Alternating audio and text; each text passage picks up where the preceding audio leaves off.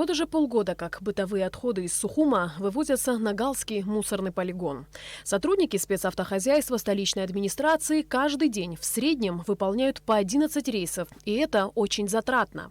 Именно поэтому было принято решение приобрести за счет части нераспределенных средств федерального бюджета, предусмотренных на оказание Российской Федерации помощи Республике Абхазия, несколько единиц специализированной техники для перевозки и прессования твердых бытовых отходов. В рамках финансовой помощи Российской Федерации мы, учитывая положение, которое в Сухуме сложилось с вывозом мусора, заказали машины. Как видите, машины приехали. Конечно, полностью проблему не решат, придется использовать и другую технику, но значительно облегчат вывоз мусора с города Сухум. Прибывший с рабочим визитом заместитель министра России по делам Северного Кавказа Игорь Кошин поздравил сотрудников администрации с обновлением парка спецтехники. Он также отметил, что решение задач, совершенствующих работу коммунальных служб и в целом улучшающих жизнь жителей страны, являются приоритетным направлением двустороннего сотрудничества. Вот сегодня мы их передали, надеемся, завтра, послезавтра они уже встанут на линию.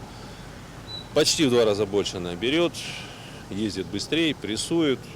Здорово. Частично проблему мы решаем. Если раньше одна машина могла перевезти около 80 кубов мусора, то новые машины будут перевозить более 140 кубов твердых бытовых отходов. Тем самым гораздо облегчится работа спецавтохозяйства, так как это позволит сократить количество выездов в сутки. Это большая разница, конечно, почти в 2 раза больше.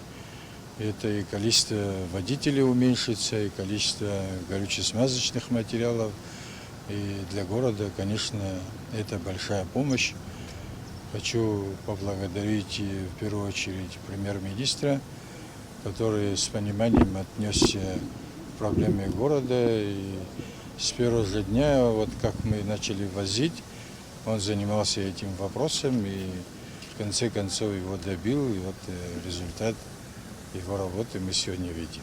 Стоимость мусоровозов с задней загрузкой на шасси более 6 миллионов рублей за каждый. Новым машинам особо рады те, кому предстоит на них работать. Очень хорошая техника для работы, для нашей работы. Очень объемистая техника, большая, габаритность нормальная, помещение там нормальное. С понедельника наверняка их выпустят на линию.